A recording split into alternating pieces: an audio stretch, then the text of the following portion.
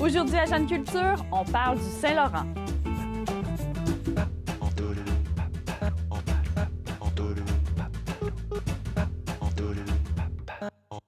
Karine Germain, tu es présidente de la course de la banquise, du conseil d'administration de la course de la banquise. Oui. Qu'est-ce que c'est cet événement-là? En fait, c'est un événement qui a commencé par une simple compétition de canot à glace il y a 17 ans. Et puis, depuis 2 ans, on a ajouté un volet festival. Donc, on est passé d'un événement qui passe d'une quelques heures à 3 jours d'activité. Et là, c'est le fleuve, on s'imagine le fleuve complètement gelé. On est en janvier. Qu'est-ce qui se passe en fait durant ces 3 jours-là d'événements? Comment on peut s'approprier le fleuve? Donc, outre la compétition elle-même qui a lieu le samedi matin, on a ajouté plusieurs éléments comme parc à neige pour que les jeunes puissent s'amuser là, avant et après le départ de la course, mais également la veille et le dimanche. On a ajouté également plusieurs éléments sur le savoir, donc des panneaux d'information, des ateliers pour présenter les différents savoirs sur la fabrication du canot, sur l'équipement qui est requis, la façon de faire les poussées. On a ajouté aussi un volet agro, donc dans un beau chapiteau sous forme d'igloo, on a des producteurs locaux qui viennent nourrir les gens avant la course, après la course. En soirée, il y a même une soirée de danse traditionnelle avec musique électro-trad. Et le dimanche, ça se termine avec une initiation de canot à glace. Donc, sur inscription, les gens peuvent même essayer ce sport extrême, là, de vivre l'expérience directement sur le fleuve. Parce que faut dire que c'est vraiment impressionnant. Une course de canot à glace, le canot à glace comme tel, c'est un sport extrême qui est très peu connu. On peut pratiquer ça seulement à quelques endroits sur le fleuve. À Port-Neuf, on est chanceux. C'est une des 7 courses et c'est la première. Il y a combien de coureurs? Concrètement, ça se passe comment? On est une des plus grosses courses au Québec. Dans le fond, on est la 2e plus grosse course après le Carnaval de Québec. On a environ 48 équipes sur 52 équipes membres du circuit. Et ce qui est impressionnant, c'est qu'en fait, le départ se fait juste ici. Et donc, on peut très bien voir les canotiers se préparer. Ils ont une grosse section à faire pour se rendre jusque devant la marina, en fait. Et donc, on est capable de les voir à l'œuvre. On les entend respirer, on voit la poussée des jambes. Puis là, tout à coup, ils disparaissent dans la portion d'eau vive pour se rendre jusqu'à la pointe Platon. Et c'est assez impressionnant de voir que rapidement, les équipes compétitives reviennent déjà à la charge. Et comme on leur demande de faire une espèce de boucle, bien, on a vraiment le temps de les voir travailler sur la banquise jusqu'à temps qu'ils arrivent au fil d'arrivée. Donc, c'est Port-Neuf-Lobinière, qui est un circuit qui est quand même aussi patrimonial à quelque part, parce que Lobinière et Port-Neuf, avant que le fleuve soit ouvert, avaient beaucoup de relations. On pouvait traverser, en fait, avec un pont de glace ici. Oui, exactement. Donc, j'ai entendu plusieurs histoires de mariage interrives, justement parce que les gens traversaient sur le pont de glace, donc avant que le chenal soit creusé. Puis, donc, il y avait vraiment une circulation plus facile entre la rive sud et la rive nord, qui n'était pas obligée de faire le détour par le pont de Québec. Donc, il y avait vraiment une proximité entre les 2 municipalités de chaque côté de son fleuve. C'est donc la course de banquise devient une course aussi patrimoniale en ce sens-là, où on vient rappeler les liens entre Port-Neuf et Lobinière. En plus de faire la mise en valeur du fleuve durant l'hiver, il y a très peu d'activités quand même à Port-Neuf durant l'hiver sur le bord du fleuve.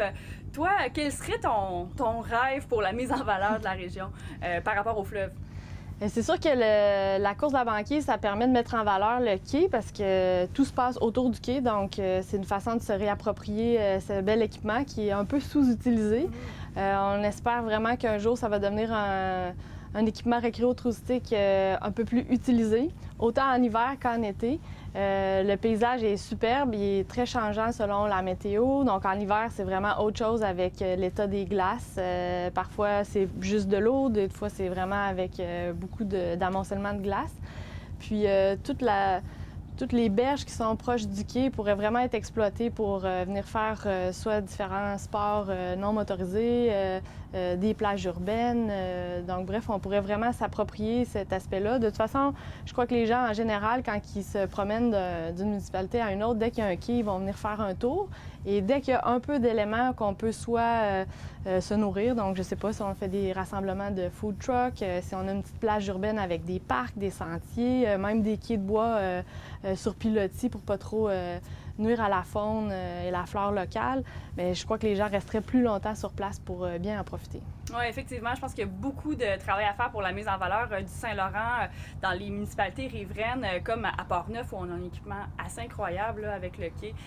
Donc, on espère, entre autres, que la course se maintienne et puisse être un élan aussi à cette mise en valeur-là dans les prochaines années. Certainement. Puis dans les dernières années, on voit qu'il y a vraiment un engouement. Avec l'aspect festival autour de la course, ça a permis de doubler les chiffres d'achalandage. Donc, on est passé de à peu près 2000 visiteurs à 4000 visiteurs pendant la fin de semaine. Ça génère des nuitées, ça occupe les restaurateurs du coin, ça met en valeur les producteurs locaux qui viennent nourrir les gens sur place. Donc, vraiment, c'est un bel élément pour mettre en valeur le quai, le patrimoine fluvial et surtout en hiver. Donc, c'est un aspect supplémentaire là, qui vient bonifier l'attractivité du quai. Absolument. Donc, beaucoup de potentiel touristique dans la région avec le fleuve. Merci beaucoup, Karine Germain. Ça fait plaisir.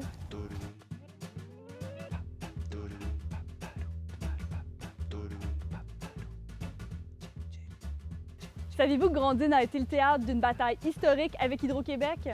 C'est la tisserande Micheline Beauchemin qui a été la figure de proue de cette contestation. En 1984, la Société d'État décide de faire passer une ligne à haute tension, ici, sur la propriété de l'artiste. 2 pylônes doivent faire traverser les lignes au-dessus du fleuve jusqu'à Lobinière. C'est alors que Micheline Beauchemin commence la bataille de sa vie. Appuyée par le mouvement de citoyens Contestention, elle oblige Hydro-Québec à retourner à la table à dessin pour éviter de défigurer le paysage, sa source d'inspiration. Artiste de renommée internationale, Beauchemin a un capital social qui permet d'attirer l'attention du public et des instances gouvernementales sur le projet, forçant alors le gouvernement du Québec à tenir des audiences publiques. Victorieuse, l'opposition citoyenne pousse Hydro-Québec à réaliser un exploit technologique important. Enterrer dans un tunnel long de 4 km une ligne à haute tension. Un précédent qui a conscientisé la population à la valeur du paysage.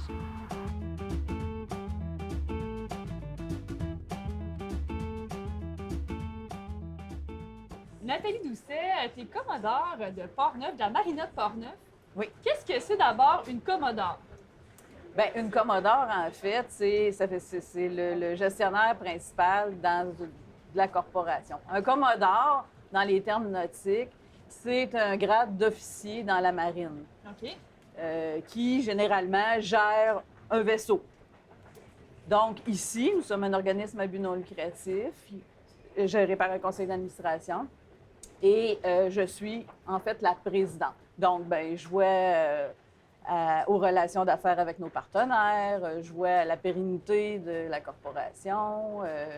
Parce qu'ici, la marina, ça existe depuis combien de temps à Port-Neuf? Ça existe, la corporation de mise en Ouais. valeur du quai de Port-Neuf existe depuis 1998. Parce qu'on a une très grosse marina quand même. C'est la plus grosse de la région, de la MRC. Il y a beaucoup de navires. Il y a du trafic quand même pas mal. Ça ressemble à quoi, les membres, en fait? Il y a combien de membres ici? Combien de bateaux? Ici, on a de membres actifs 85-86 membres.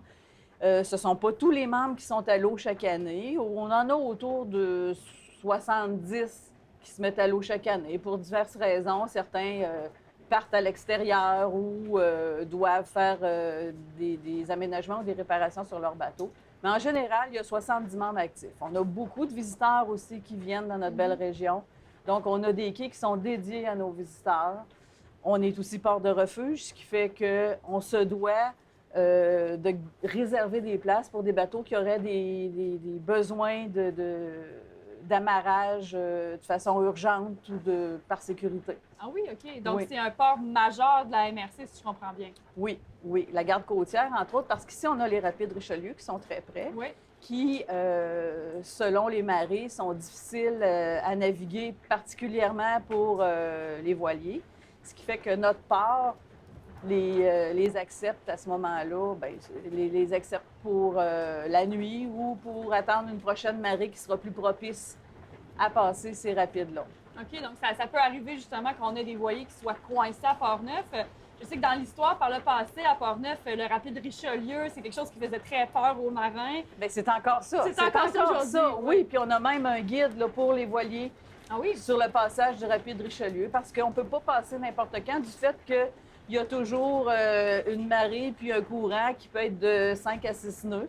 Ce qui fait que nécessairement pour le voilier qui voudrait y passer, ça pourrait être compliqué. OK, puis c'est quelqu'un qui est affilié à la marina qui vient accompagner les voiliers? Comment ça fonctionne à ce moment-là? Non, les gens vont y passer, mais au moment où il y aura une bonne marée pour eux. OK, parfait. Oui, donc on est quand même dans une marina très stratégique pour la région. Oui. Assez méconnue aussi, Nathalie. Toi, ton travail en tant que présidente comme commodore et tout, est-ce que tu souhaites justement mettre en valeur la marina? Absolument. On a un site magnifique au beau milieu du fleuve, sur le plus long quai à eau profonde au Canada, il faut se le rappeler. On a une vue exceptionnelle des couchers de soleil époustouflants. C'est un site méconnu, mais qui tend de plus en plus à se développer. On fait partie de Nautisme Québec. Moi, je me rends dans les salons du nautisme. Je me gêne pas pour jaser avec les gens, discuter. On invite les gens. Avec nos nouveaux aménagements, de plus en plus, les gens viennent faire un tour, puis finalement reviennent et nous envoient que de bons commentaires sur notre site Internet. Donc, on est très, très fiers du développement qui se fait là maintenant. Puis on espère déployer encore plus d'opportunités d'affaires ici. Puis est-ce qu'une marina, c'est juste pour des bateaux à moteur ou des voiliers, ou est-ce qu'on pourrait aussi recevoir des kayaks, des planches, donc différents sports finalement nautiques, ou c'est tout vraiment sport pour... nautique. Tout Tout sport sport nautique. On pourrait permettre... moi, j'ai des grands rêves. Oui, là. bien c'est ça, quels sont tes J'ai rêves, des grands Nathalie? rêves. J'aimerais ça, trouver un professeur de yoga sur planche à pagaie. J'aimerais ça, faire du kayak. Bien, amener le kayak plus à développer. Les baies ici sont majestueuses. Absolument. Durant le temps des oies, c'est magnifique. On pourrait le faire sur planche à pagaie, on pourrait le faire en kayak. Tout sport nautique peut être développé chez nous. C'est le votre but, mission, c'est là, notre comme tel. mission. C'est ça, c'est pas juste les bateaux, ça pourrait vraiment s'ouvrir. On a quand même le défi kayak ici qui s'arrête. Oui. Il y a certains événements de sport qui sont pas motorisés ou qui sont pas en bateau qui s'arrêtent à la marina, mais effectivement, il y aurait du Il y a développement. encore de la à faire. place. Oui, oui, Il y a encore de la place. absolument, à puis c'est développer. très grand, donc il y a de la place en masse. Oui. Toi, de ton côté, tu as un bateau. Oui. Tu es propriétaire ici d'un bateau. Tu fais souvent justement, tu profites du fleuve. Qu'est-ce que tu aimes là-dedans, dans le trip bateau? Le bateau, c'est comme de faire partie de la carte postale. Tu vois autrement la nature, les oiseaux, la faune aquatique. Tu es privilégié de voir autrement les berges. C'est impressionnant chaque jour, ça change chaque jour. On a tellement un beau plan d'eau, le fleuve, qui nous permet de se rendre. Bien, écoute, nous autres, on s'est rendu à Ottawa par le fleuve. On a fait le Richelieu, le lac Champlain.